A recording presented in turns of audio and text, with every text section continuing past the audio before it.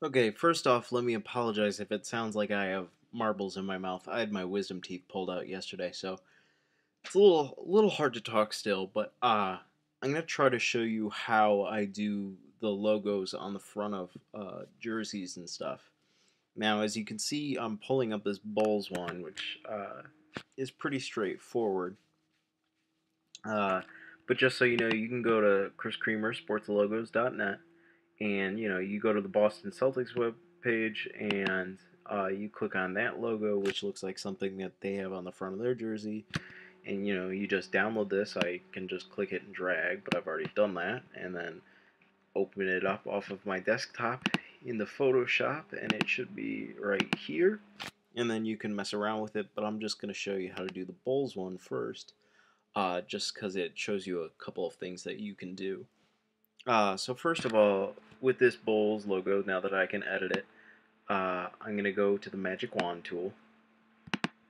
And normally I keep this tool set at the tolerance of 40. It's just, I just like, this is basically a tool to pick out one color in an entire area. And I like how 40 separates the colors. If it's 80 colors that are kind of close together, it'll sort of get smushed together. If it's at 5, barely, any area is differentiated like too much. So anyway, I just prefer 40. Uh, Basically, click anywhere in the white on this Bulls logo, and now all of the white is selected by the dashy lines. But I don't want the white. I want everything but the white. So what I'm going to do is press Command Shift I, and that is just inverse. I'm sure you can do that in Edit Inverse or something, but I like using keyboard commands.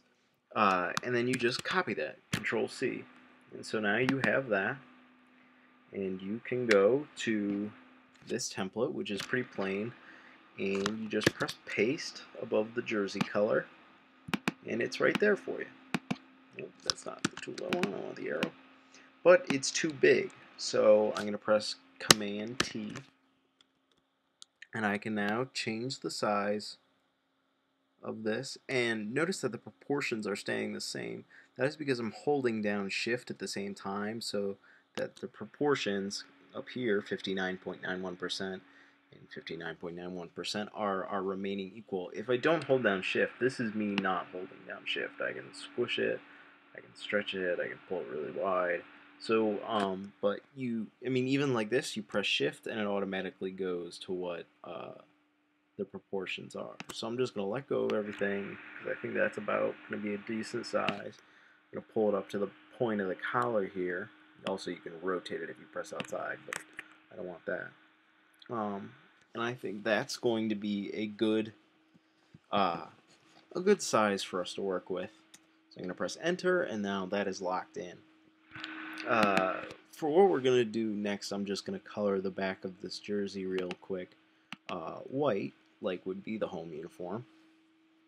And something that you might notice right away is that the color red inside the Bulls doesn't look exactly right. So we're going to go back to the Magic Wand tool, and we're going to click part of the red. You have to be on the right layer. Part of the red inside the word Bulls.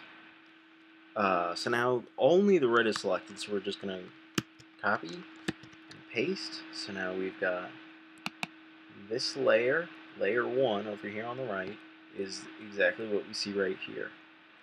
Now if we take that off and put layer 2 back on, it is just the red. So the red over here and the red over here are the red that I prefer to use the Bulls on. So I'm just going to go to Color Overlay and Color Overlay Red. And that works for me. And then when I turn on layer 1 for the outline, I'm just going to color overlay the entire thing black so that it just looks crisp.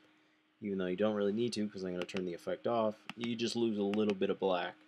I don't even know if you'll be able to tell that on this video. But anyway, from this point we have what the Bulls word mark should look like. So we're going to control both of these layers, just either shift and click them both, or command and click them both. And we're going to go to Edit and Transform and Skew. So that's Edit transform, skew.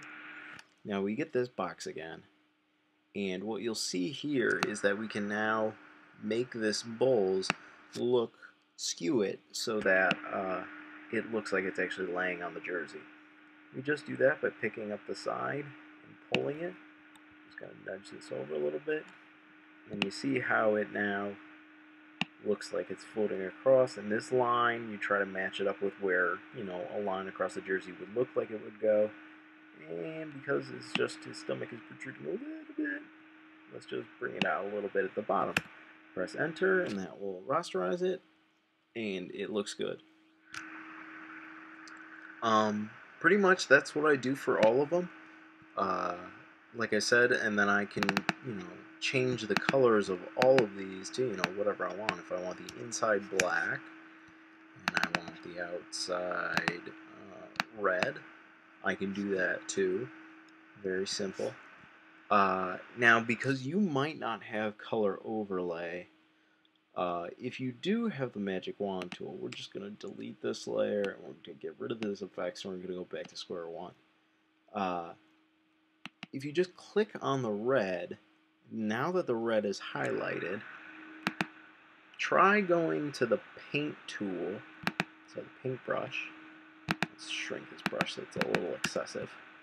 Alright, and then you can just paint inside that selected area. So that might work better for you, just because you might not have that option. But as you can see, it is a completely different color than it was before. You know, you can paint it anything. You can paint it there red, you could paint it white, and it's just painting that and nothing else. So that's really why I like the Magic Wand tool. It is really, really helpful in what I do, and hopefully some of this helps you.